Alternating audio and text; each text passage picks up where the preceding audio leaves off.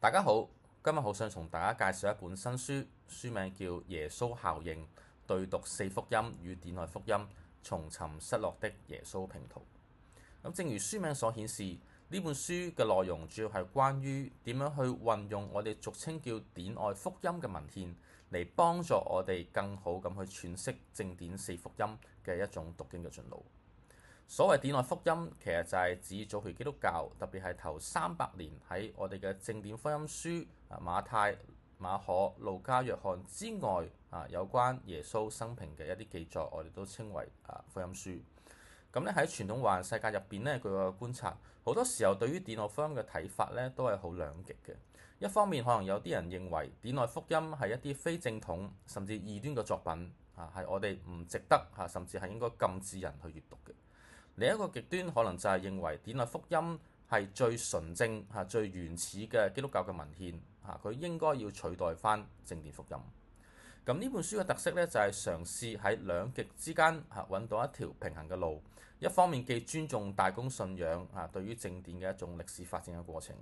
另一方面亦都去重視典內福音其實喺呢個過程入邊亦都係扮演住好重要嘅角色嘅。而更重要嘅就係其實呢啲典內福音係可以幫助翻我哋去更立體、更豐富咁去理解正典福音關於耶穌嘅一啲記載。所以咧，成本書係以耶穌生平為架構，從佢嘅出生、童年、出道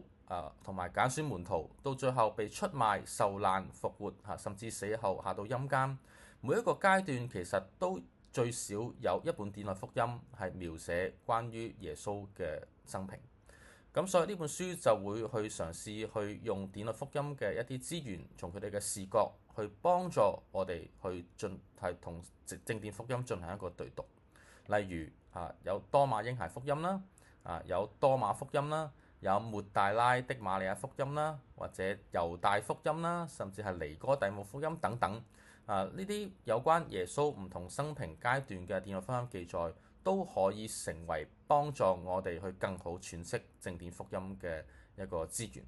所以總括嚟講呢本書其實就係嘗試教導我哋用一種更宏觀更以歷史為基礎嘅一種讀經嘅方法